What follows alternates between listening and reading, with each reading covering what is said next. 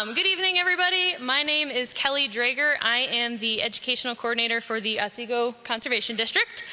And welcome. I'm really happy that you heard about this and you're able to be here. Couple of things that we're going to run through really quick before the presenters get started. First off, can I have anybody who is a part of the timber industry, a forester, arborist, anything like that, go ahead and stand for a little bit. Like if you got one of those name tags when you came in, you work in that industry, just so that people can kind of see your faces, get to know you, everyone. These are the people that you're going to want to talk to if you have like some questions or maybe you need some work done. All right, thank you. Go ahead and sit down.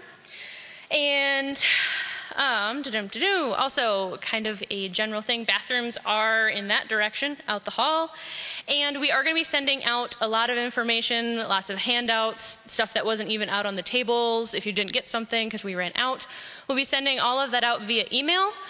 So if you didn't give us your email when you signed in, please make sure you do if you want to get all of that info, because we'll just send out a big mass informational packet. And then, so we have 4 speakers tonight. Our first speaker is Benita Meekhof. She is the district director for the USDA Farm Service Agency. Our second speaker is Cheryl Nelson. She's the Forest Health Outreach Forester for the DNR.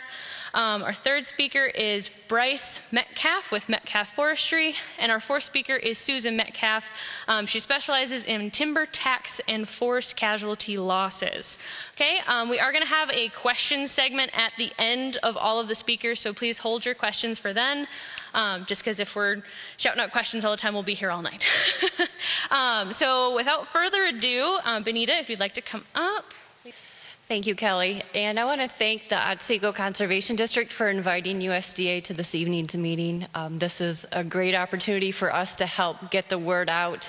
We do have a program called the Emergency Forest Restoration Program, so I'm going to talk a little bit about that tonight. Like Kelly mentioned, I do work for USDA, and actually I work for the Farm Service Agency. The farmers are typically our customers who we work with every day. So show of hands, have anybody worked with or know of the FSA before? Great, good. So some familiar faces in the room, but a lot of new, so that's good too. The government has assigned this program to FSA because we oversee a lot of the land that's out there. We have a lot of records and record uses and such, so they felt FSA was a great fit for this program. And honestly, we have been involved in local communities for many years. We, in fact, have an office in Bel Air that services the Otsego County area and Antrim County.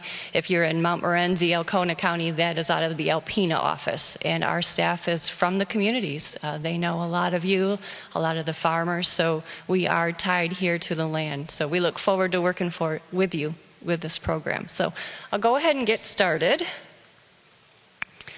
I've got just a brief presentation, and here's the agenda for tonight. I'm going to cover what EFRP overview, talk about cost share programs and how they work, what is eligible for the forest restoration program and the practices that we cover. Also the application process. We're going to talk about the various steps that you would do if you're interested in applying for this program. We'll talk about technical assistance. We work with TSP. Those are providers that work with the landowners on what practices work good, and they can give you some advice. And then some requirements to finish off the program. What is your requirement to report back to us, what you have to hand back in. And then at the end, I'll talk about an additional program called ECP, which is actually for cropland. So similar program, just on a different type of ground. Mainly tonight, we're going to talk about forest land. So overview, what is EFRP? We provide payments to landowners. These would be non-industrial private forest landowners to carry out emergency practices. So basically, we provide cost share funds for you to help clean up your forest after a natural disaster. So you might wonder, what is a natural disaster? So this is actually a nationwide program.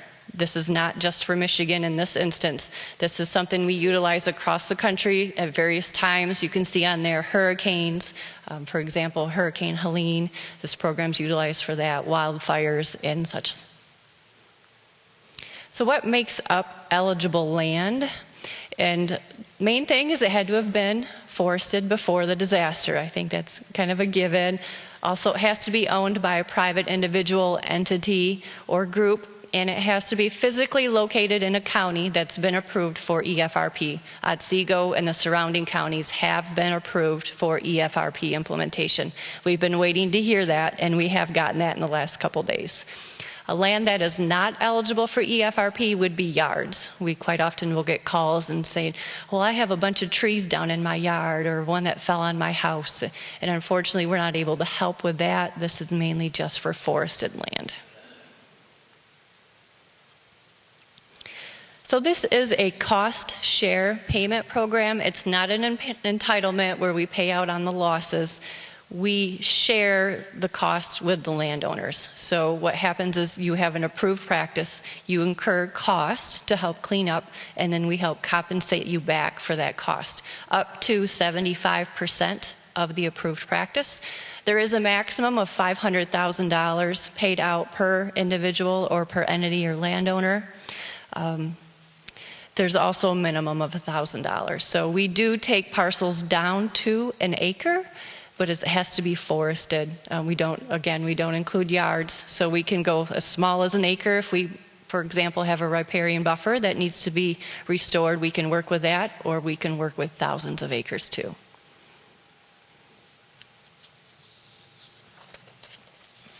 Some practices that will help pay out with, first one is debris removal. We see that being one of the major practices that's going to be used in this area.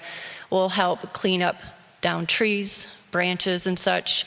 Also, if you decide you want to replant your forest land, we'll help with site prep, tree shelters, and there's also a wildlife enhancement practice. So if your forest was decimated and there's no longer wildlife habitat, we can help cost share on creating some sort of habitat, and you'd work with your TSP provider and decide what would be best for your parcel.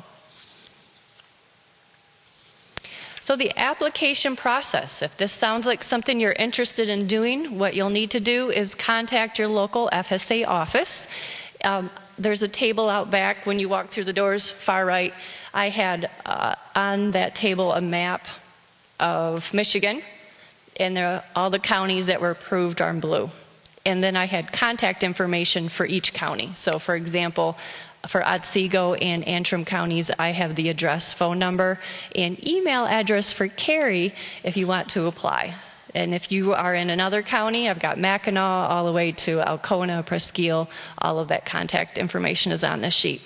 So contact the FSA office and let them know that you're interested. You're going to start by giving us your basic information on land ownership.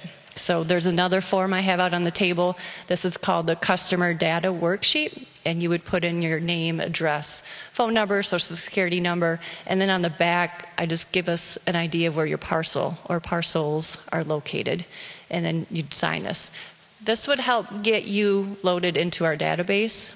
We need to make you eligible as a person, and then the next thing we do is create a farm and tract number for you. So we identify your parcel of land on a GIS map. So in order to do that, we do need to see a copy of your deed or something that can prove land ownership. Again, this program is meant to go to the landowners. So quite often we'll see where land might be owned by a trust. For example, Joe Smith might come in and say, well, I'm the landowner. And when we see the deed, it actually says Joe Smith, irrevocable trust or revocable trust. The trust is the one that would be eligible for the program. If you have land owned by an LLC or an entity, we will need to see those organization papers to see who the members are. And then each member will need to fill one of these out too. So, just a little heads up, there is some paperwork that is involved with it. One thing I like about this slide is it does tell you that this is an application process. It's not an appointment. We are the federal government, so there are various forms, and it is different steps to it. So I just want to make sure everyone is aware of what it does entail. But then once you are organized in our system, we have a farm and tract number for you, then we'll be able to take the application, and we call that an 848. So that will include your name, it will also include your parcel information, and then we'll go through an interview process with you. What kind of damage did you incur? What sort of practices do you hope to do? When do you hope to do it? How will you be doing it? What kind of equipment will you be using, and things like that. So that's when the application starts. And once you've provided your application to us, we'll then pass that on to what's called a TSP, or Technical Service Provider. Our agency has a memorandum of understanding with the Michigan DNR, and they will have a partnership with various foresters in the area. They will be then going out to your property, meeting with you, talking about the damage, assessing what needs to be done, and what sort of practices will work in with that. Your TSP provider will create what's called a conservation plan, and they will pass that on to us. And then once we get that plan, then we can approve it. They can also provide recommendations for vendors. I think I've got that on this next one. Oh, sorry. Yep. Vendors or contractors support for installation of different practices, and then when the practice is all done, they will come back out and certify when it's completed.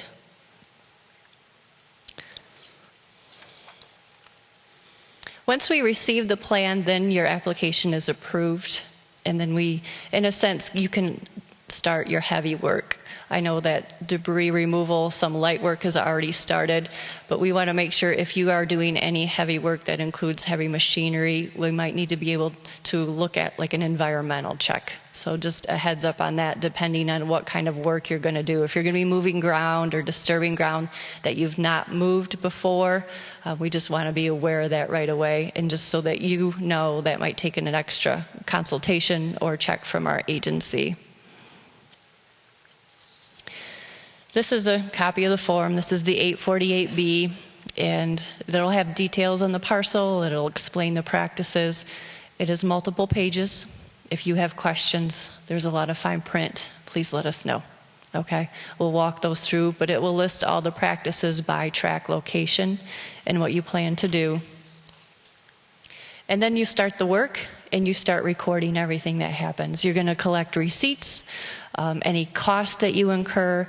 You are eligible to do some of the work yourself. For example, if you have a chainsaw and you have a couple young teenagers that need a job this summer, record all the hours that they've spent out cleaning up your debris. And then you can assign a dollar figure to it, and it will be a rate. For example, if you have a tractor and you just say the customary rate is $40 an hour for that tractor, you would then submit all of those projected expenses to us, or your invoices. For example, if you hired somebody to come out and clean up your forest, you would provide that invoice to us. Again, then the local forester will verify that it's been completed. One thing I'll share with you, out on that table is another handout, and this is a log sheet. This is just a sample of how you can record the hours and the work that you've done on your parcel. It'll say, when was it done? Was it with chainsaw? Did you use a tractor, a bulldozer, or such? It's just a sample. You can also use a calendar, whatever works for you, but we will need to see some sort of documentation on how it was broken down and what equipment that you had. And then we issue the payment. So once we get the receipts in, we get your totals in, we verify that the work has been completed, then we will make a payment. This is done with direct deposit. So we will need to get your checking account information there in the beginning, and you will receive a 1099 on this. This is earned income. So just something to keep in mind. If you receive a payment this year, you will get a 1099 next year for that. So ECP is the next program I was going to talk about. I said at the very end, this is eligible for cropland. So this would be for typical farmers. If you have fields that have trees down in them and you need to clean that up, or if you have fencing, you may have pastures with livestock on it that was damaged due to the storm and you had to incur expenses to fix your fencing, that's where ECP will come in. One other thing that ECP will do is pay out on maple syrup producers. We have a special practice on there that we help compensate for any losses of taps, of lines, or any harvest equipment that you've had to replace. So that's just one more way that we can help assist our maple syrup producers. Again, this is a cost share program. We pay up to 75% of the cost of restoring. So if you had to buy new lines and new taps, if you had to buy new fencing, if you had to spend hours with a chainsaw cleaning up the edges of your fields, we can help pay for that. Again, it's limited to $500,000, and there are special provisions with this program if you are a beginning or socially disadvantaged farmer. So that's all I had on my programs. I'll be available in the back if there's questions, or I'll stay until the end. So thank you.